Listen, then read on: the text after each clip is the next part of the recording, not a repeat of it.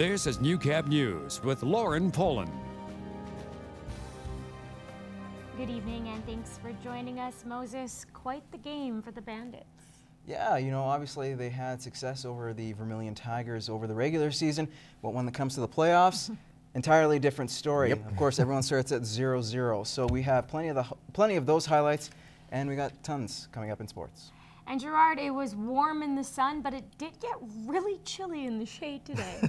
You experienced that too. I did. Yeah, we were out in it at one point for sure there, and it did feel exactly like that. All the more reason to enjoy the sunshine while we can. Let's see what we're dealing with here, because a surprise in the Cold Lake area, they've actually pushed up and outdone everybody else. We were at -1. That was our high temperature for today. But those conditions that you are looking at, the wind chill, it feels like a -2. But check out Cold Lake in this hour. Cold Lake and air pushing up to the 0 mark, -1 in the Battlefords, and they actually saw that as their high temperature today, just at around 3 o'clock. The wind chill, however, just to get back to what Lauren was talking about, during the course of the day, it moved from about a -11 across the region up to about -4. But of course, if you were out in the sunshine, it really did not feel like that. So those are the conditions we are dealing with. Some cloud cover is on the way going into tomorrow evening. The details of all of that a little later in the cast.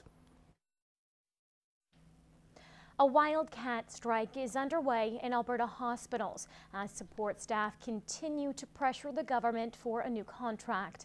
In Cold Lake, roughly 30 workers have walked out. Even with an offer from their employer, the AUPE Local 56 wants negotiations to head back to the table. Enough is enough. I think Edmonton has gone on strike first thing this morning, so it's spreading like wildfire across the province of Alberta. HS is negotiating province-wide. During the mid-January cold snap, it was reported the Lloydminster Men's Shelter had a few extra beds. But as Kelsey Bloxham found out last week, even with above-average temperatures, the shelter went over capacity for the first time ever. From Tuesday to Thursday, 31 clients arrived at the shelter. That's 3 more than the available beds. And for staff, it was hard to turn away those in need.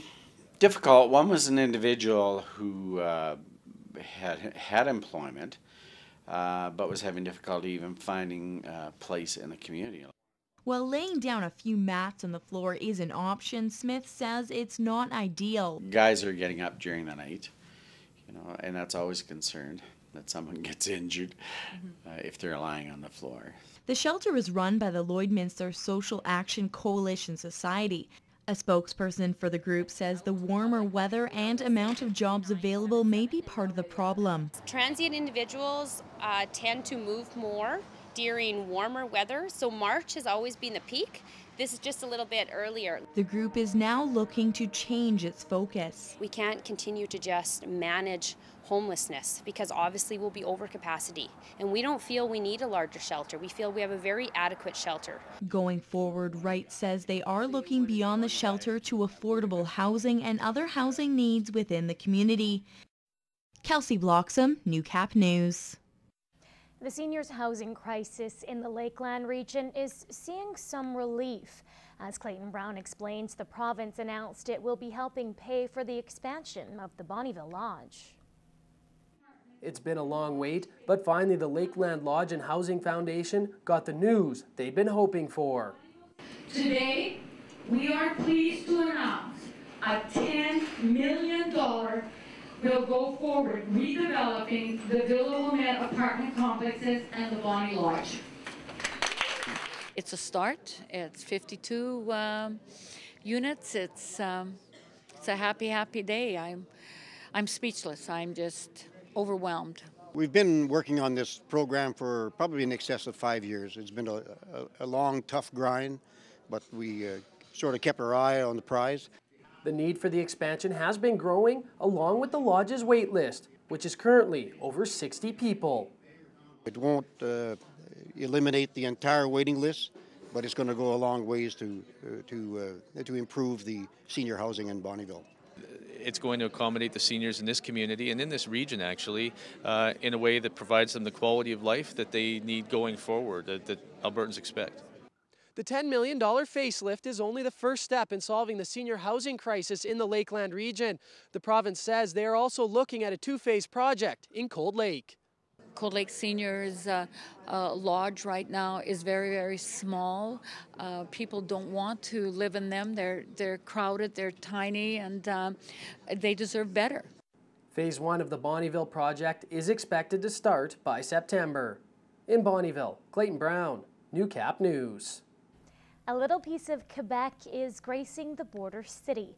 Rendell Park Elementary held its 6th annual French Carneval, commemorating culture and tradition, and of course, having a little fun.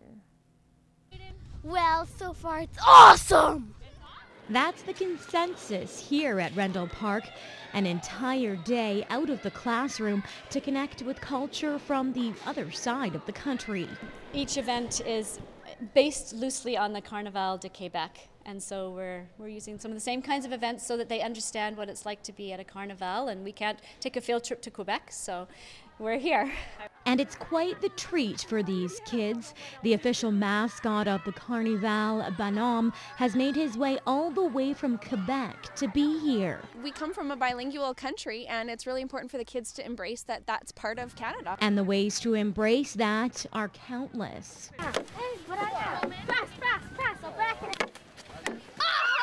From a simple game of schlocky to feasting on some French dining.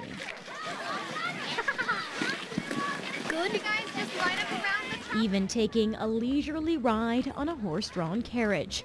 It's non-stop excitement making these kids feel Ça va très très bien.